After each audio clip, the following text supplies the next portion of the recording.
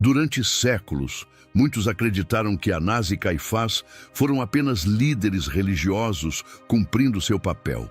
Mas a verdade histórica e bíblica revela algo muito mais perturbador.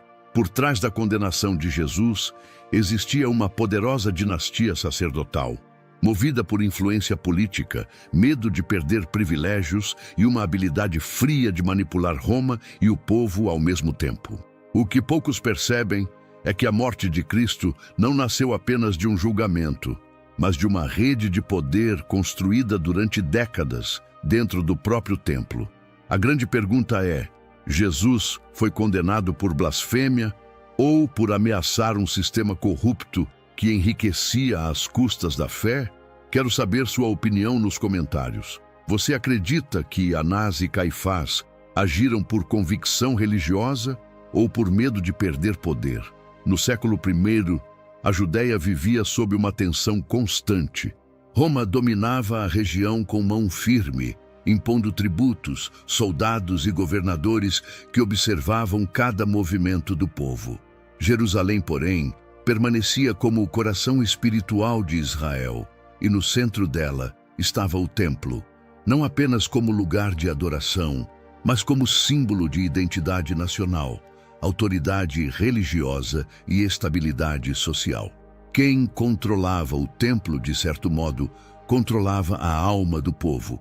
Foi nesse ambiente que surgiu Anás, uma das figuras mais influentes de sua geração. Nomeado sumo sacerdote por volta do ano 6, ele rapidamente compreendeu que o cargo ia muito além dos sacrifícios e rituais prescritos na lei. O sumo sacerdócio havia se tornado uma posição profundamente política, observada por Roma e disputada entre as famílias sacerdotais mais poderosas. Anás soube transformar essa função em uma base sólida de domínio duradouro. Mesmo depois de ser removido oficialmente do cargo pelos romanos, sua autoridade jamais desapareceu. Seu nome continuou a carregar peso dentro do Sinédrio, nas decisões do templo e nas alianças entre os principais grupos religiosos de Jerusalém. A influência de Anás era tão extensa que muitos o consideravam o verdadeiro poder por trás das vestes sacerdotais, mesmo quando outro homem ocupava formalmente a função. A força de Anás não estava apenas em sua habilidade religiosa, mas na construção de uma verdadeira dinastia. 5 de seus filhos alcançaram o sumo sacerdócio, e seu genro Caifás tornou-se a peça mais estratégica de toda a família. Isso não foi acaso, mas resultado de um sistema cuidadosamente mantido, em que laços familiares, alianças políticas e controle econômico se entrelaçavam para preservar a supremacia da casa sacerdotal. O templo gerava enorme circulação de riqueza.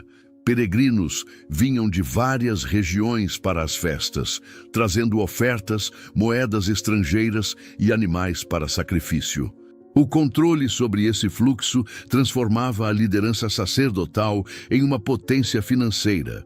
A troca de moedas, a venda de animais puros e a administração dos tributos religiosos passavam, direta ou indiretamente, pela autoridade daqueles que comandavam o recinto sagrado.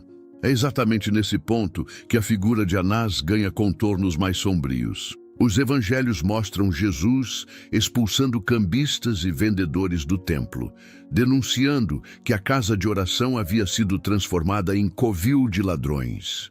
Esse gesto não foi apenas simbólico. Ele atingiu o centro do sistema que sustentava o poder sacerdotal.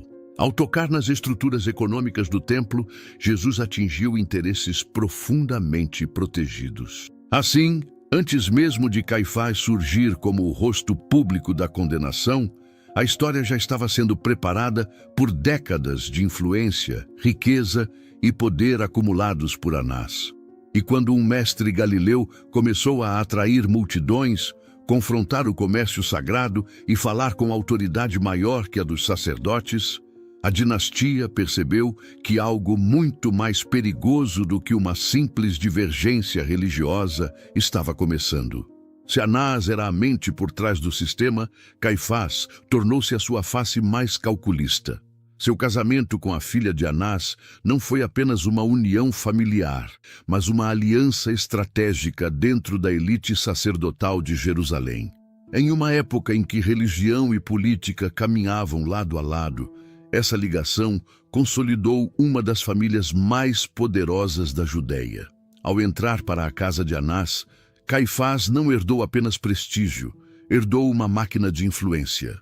Nomeado sumo sacerdote por volta do ano 18, Caifás permaneceu no cargo por um período incomumente longo, algo raro em tempos de domínio romano.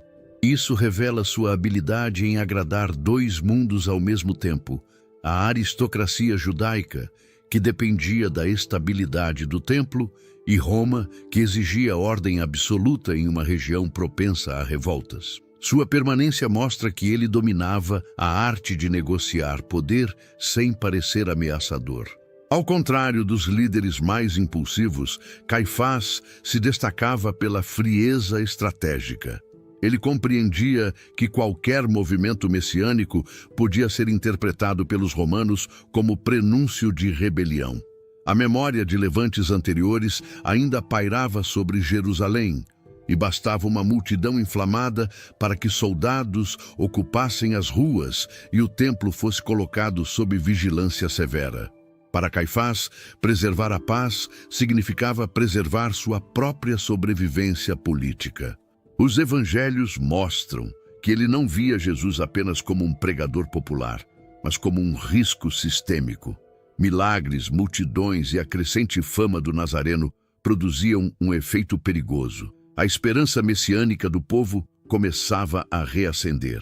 E em uma nação subjugada por Roma, a palavra Messias carregava implicações explosivas. Não era somente fé, era a possibilidade de um movimento nacional capaz de incendiar Jerusalém. É nesse contexto que surge uma das falas mais reveladoras de Caifás, registrada em João 11:50. Convém que um homem morra pelo povo, e que não pereça toda a nação. Essa frase revela sua lógica implacável. Aos seus olhos, eliminar Jesus era uma decisão pragmática, quase administrativa. O problema não era apenas o homem, mas o efeito que sua presença produzia nas massas e, por consequência, na reação romana. Por trás dessa decisão havia também um temor silencioso. Se Roma entendesse que a liderança judaica havia perdido o controle sobre o povo, o sinédrio poderia perder privilégios, autonomia e autoridade sobre o templo. Caifás sabia que a queda de um único profeta galileu era politicamente um preço menor do que o colapso de toda a estrutura que sua família havia levado décadas para construir. Assim, a ascensão de Caifás não foi apenas a subida de mais um sumo sacerdote, mas a consolidação de um império religioso familiar que agora via em Jesus a maior ameaça de sua existência. E enquanto as multidões viam no Mestre esperança, cura e autoridade divina, Caifás enxergava algo muito diferente: o início de uma crise que poderia destruir tudo o que Anás havia construído. À medida que a fama de Jesus crescia, a preocupação dentro do círculo sacerdotal se tornava cada vez mais urgente. Seus ensinamentos atraíam multidões, seus milagres ecoavam por toda a Judéia. E até mesmo peregrinos, vindos de outras regiões, comentavam sobre o profeta da Galileia. Para o povo, aquilo parecia o surgimento de esperança. Para Anás e Caifás, era o surgimento de um problema que precisava ser contido antes da festa da Páscoa. A Páscoa era o momento mais sensível do calendário judaico. Jerusalém se enchia de peregrinos. A expectativa messiânica aumentava e Roma reforçava sua presença militar para impedir qualquer sinal de rebelião. Bastava um líder carismático reunir uma multidão no lugar errado para que a cidade mergulhasse no caos. Foi exatamente nesse cenário que os sacerdotes concluíram que prender Jesus em público seria perigoso demais. Os evangelhos relatam que a liderança dizia claramente: não durante a festa, para que não haja tumulto entre o povo. A preocupação não era apenas religiosa, mas profundamente política. Jesus já havia entrado em Jerusalém, sendo recebido com aclamações, e qualquer tentativa aberta de capturá-lo poderia provocar uma reação popular imprevisível. A multidão que o seguia via nele um mestre, um profeta e, para muitos, o esperado filho de Davi. Caifás, então, conduziu a solução mais estratégica: agir em segredo, à noite, longe das ruas movimentadas e do olhar das massas. Era necessário encontrar o momento exato em que Jesus estivesse isolado, em um local conhecido apenas por seus discípulos mais próximos. A conspiração precisava ser silenciosa, rápida e juridicamente sustentada antes que o amanhecer trouxesse a notícia ao povo. É nesse ponto que Judas Iscariotes se torna a peça decisiva. Ao oferecer informações sobre os passos de Jesus, ele entregou aos sacerdotes algo que eles não conseguiam comprar com autoridade: acesso íntimo ao momento mais vulnerável do Mestre. A traição não apenas abriu a porta para a prisão, mas permitiu que Anás e Caifás executassem o plano perfeito, sem alarde e sem risco imediato de revolta. O jardim do Getsêmani ofereceu exatamente o cenário ideal. Distante do centro urbano e envolto pela escuridão da noite, tornou-se o palco de uma operação cuidadosamente organizada. Guardas do templo e servos dos sacerdotes foram enviados para capturar Jesus, mostrando que a liderança religiosa já havia preparado todos os detalhes. Não era uma ação improvisada, mas o resultado de dias, talvez semanas, de observação e cálculo. Naquela noite, enquanto os discípulos ainda tentavam compreender o que estava acontecendo, a decisão tomada nos salões do poder sacerdotal finalmente saía das sombras para o campo da ação. Jesus estava agora nas mãos daqueles que viam sua existência como ameaça mortal. Mas a prisão era apenas o início, porque o verdadeiro objetivo de Anás e Caifás ainda estava por vir: transformar uma captura secreta em uma condenação irreversível diante do Sinédrio. Depois da prisão no Getsêmani, Jesus não foi levado primeiro a Pilatos, mas à casa de Anás. Esse detalhe, registrado no Evangelho de João, revela muito sobre quem realmente controlava os bastidores do poder. Embora Caifás fosse o sumo sacerdote oficial, era Anás quem ainda exercia a autoridade mais temida nos corredores do templo. Levar Jesus a ele naquela madrugada foi como apresentar o caso ao verdadeiro arquiteto da decisão. O interrogatório inicial tinha um propósito claro: construir uma base para a acusação antes que o Sinédrio se reunisse formalmente. Anás questionou Jesus sobre seus discípulos e seus ensinamentos, tentando extrair alguma declaração que pudesse ser usada como prova. Mas Jesus respondeu com firmeza, lembrando que sempre ensinara publicamente nas sinagogas e no templo, diante de todos. Não havia conspiração em suas palavras. Tudo estava às claras. Sem conseguir arrancar uma autoincriminação convincente, Anás enviou Jesus a Caifás. A partir daí, a madrugada se transformou em uma encenação jurídica cuidadosamente montada. Testemunhas foram buscadas, acusações contraditórias surgiram, e a pressa em obter uma condenação se tornou evidente. O objetivo não era descobrir a verdade, mas construir uma narrativa legal que justificasse a sentença já desejada desde antes da prisão. Foi então que Caifás assumiu o centro da cena. Percebendo que os testemunhos não se sustentavam, ele partiu para a pergunta decisiva: Tu és o Cristo, o Filho do Deus bendito? Era uma pergunta calculada, porque qualquer resposta afirmativa poderia ser interpretada como blasfêmia diante do conselho. Caifás não buscava esclarecimento espiritual, buscava a frase exata que permitisse selar o destino de Jesus. Quando Jesus respondeu afirmando sua identidade e mencionando o Filho do Homem assentado à direita do poder, Caifás rasgou suas vestes em sinal de escândalo. O gesto foi dramático, quase teatral, e serviu para influenciar o Sinédrio. Naquele instante, a acusação de blasfêmia foi declarada suficiente. O julgamento, porém, já carregava as marcas da parcialidade. Aconteceu à noite, sob urgência, com testemunhas frágeis e sentença emocionalmente conduzida. Mais do que um processo religioso, aquele julgamento refletia a colisão entre dois tipos de autoridade. De um lado, a autoridade institucional, sustentada por tradição, família e aliança política. Do outro, a autoridade espiritual de Jesus, reconhecida pelo povo e validada por seus sinais. Anás e Caifás perceberam que não podiam permitir que esse segundo tipo de autoridade continuasse crescendo, porque ele tornava o sistema sacerdotal cada vez mais irrelevante. Assim, quando o sol ainda nem havia surgido sobre Jerusalém, a decisão já estava praticamente selada. O Sinédrio havia produzido a acusação religiosa necessária, mas ainda faltava a etapa mais delicada: converter a acusação de blasfêmia em um crime político que Roma aceitasse punir com a cruz. E é exatamente aí que a frieza estratégica de Caifás alcançaria seu auge diante de Pilatos.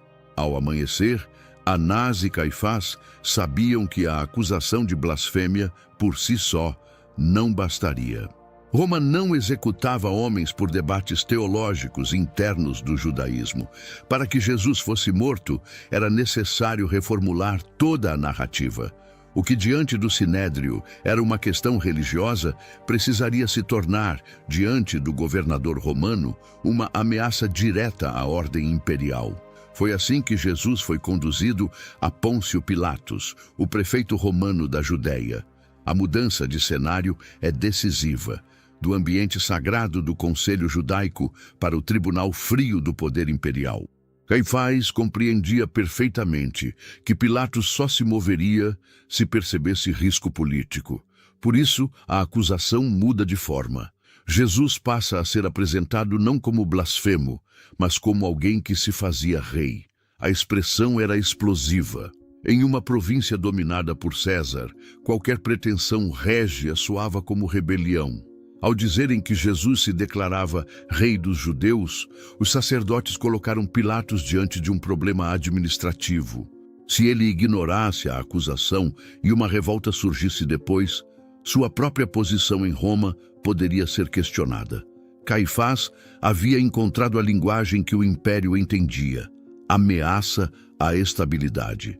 Os evangelhos deixam claro que Pilatos não encontrou culpa real em Jesus. Ele percebeu a motivação dos líderes e discerniu que a entrega vinha por inveja e conveniência. Ainda assim, a pressão aumentava. Os sacerdotes manipularam a multidão, inflamaram vozes e insistiram que, se Jesus fosse solto, Pilatos estaria agindo contra César. A partir desse momento, o julgamento deixa de ser sobre verdade e passa a ser sobre sobrevivência política. Caifás demonstrou aqui sua habilidade mais perigosa: usar o poder romano como instrumento de um objetivo religioso interno. Ele não precisava empunhar a espada, bastava conduzir os fatos para que Roma fizesse o trabalho final. A cruz, símbolo da punição imperial, tornou-se o meio perfeito para eliminar Jesus e, ao mesmo tempo, afastar da liderança judaica a responsabilidade direta pela execução. O mais perturbador é que a frase "não temos rei, senão César", atribuída aos principais sacerdotes, revela até onde estavam dispostos a ir. Aqueles que deveriam zelar pela esperança messiânica de Israel preferiram se alinhar verbalmente ao império pagão para preservar sua estrutura de poder. Nesse instante, a preocupação deles já não era a lei, mas a continuidade do sistema que controlavam. Assim, a condenação de Jesus à crucificação foi o resultado de uma estratégia em camadas. Anás forneceu a base do poder. Caifás conduziu a acusação religiosa e, diante de Pilatos, ambos conseguiram converter tudo em um caso de segurança pública. A cruz foi erguida por Roma, mas o caminho até ela foi pavimentado pela astúcia de homens que temiam perder o trono invisível que possuíam dentro do templo. A morte de Jesus na cruz não encerrou imediatamente o poder de Anás e Caifás. Pelo contrário, nos primeiros dias após a crucificação, a liderança sacerdotal acreditava ter restaurado a ordem. O Nazareno havia sido silenciado, seus discípulos estavam dispersos, e o sistema do templo parecia novamente seguro. Para os sacerdotes, a ameaça que abalava as estruturas religiosas de Jerusalém finalmente havia sido removida. Mas o terceiro dia mudou tudo. A notícia da ressurreição começou a circular entre os discípulos e rapidamente alcançou a cidade. O que parecia o fim tornou-se o início de algo ainda maior. Para Caifás, aceitar esse acontecimento significaria admitir que o julgamento conduzido por ele havia condenado o justo. Por isso, a reação da liderança foi imediata: controlar a narrativa antes que a verdade se espalhasse entre o povo. Os evangelhos relatam que os guardas do sepulcro foram instruídos a divulgar que os discípulos haviam roubado o corpo durante a noite. Essa resposta revela que a estratégia política continuava a mesma: administrar versões, neutralizar o impacto público e impedir que o movimento ganhasse legitimidade popular. O mesmo método usado para prender Jesus em segredo agora era usado para combater a mensagem da ressurreição. Nos primeiros capítulos de Atos, a influência dessa dinastia sacerdotal aparece novamente. Pedro e João são levados diante do Sinédrio, e o texto menciona explicitamente Anás e Caifás entre as autoridades reunidas. Isso mostra que, mesmo após a morte e ressurreição de Cristo, a mesma estrutura de poder permanecia ativa, tentando conter o avanço da fé cristã nascente. O conflito não havia terminado, apenas mudara de fase. Anás, já idoso, continuava como a figura de prestígio por trás das decisões. Caifás, por sua vez, seguia como operador político, buscando preservar o controle sobre o povo e o templo. No entanto, algo havia mudado de forma irreversível. A mensagem dos apóstolos agora se espalhava com uma ousadia que a prisão e a ameaça não conseguiam deter. O sistema que matou Jesus descobria que não podia aprisionar a mensagem. Historicamente, a influência de Caifás terminou alguns anos depois, quando foi removido do sumo sacerdócio pelos romanos.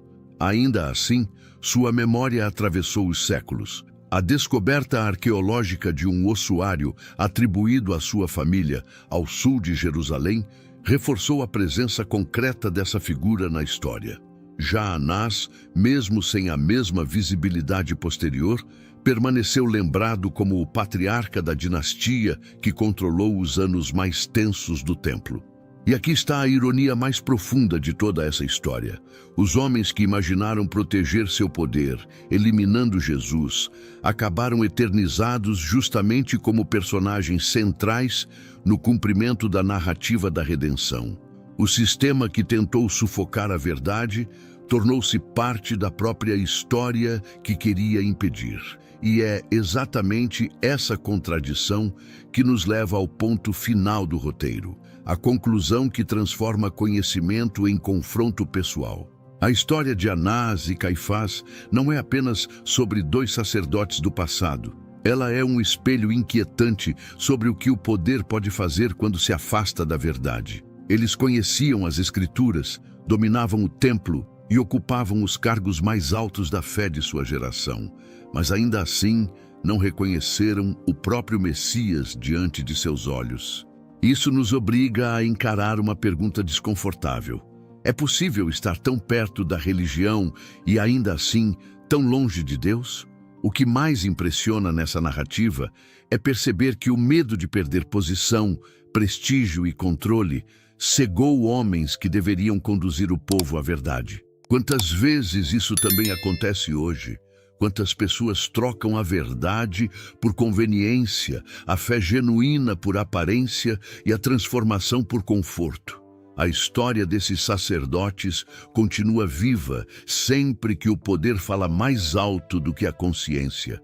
Agora eu quero ouvir você nos comentários. Se estivesse naquela época, acredita que teria percebido quem Jesus realmente era, ou também teria sido influenciado pela voz dos líderes? E mais, o que essa história revela sobre a forma como você tem lidado com sua própria fé, sua coragem e suas escolhas?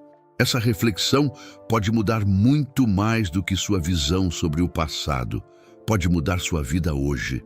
Se esse conteúdo abriu seus olhos para detalhes que poucos explicam sobre a narrativa bíblica, inscreva-se no canal, ative as notificações e continue essa jornada de conhecimento profundo das Escrituras conosco. E se você quer acessar estudos ainda mais profundos, bastidores históricos e roteiros exclusivos, torne-se membro do canal agora mesmo e caminhe com a gente por revelações que transformam o entendimento em sabedoria.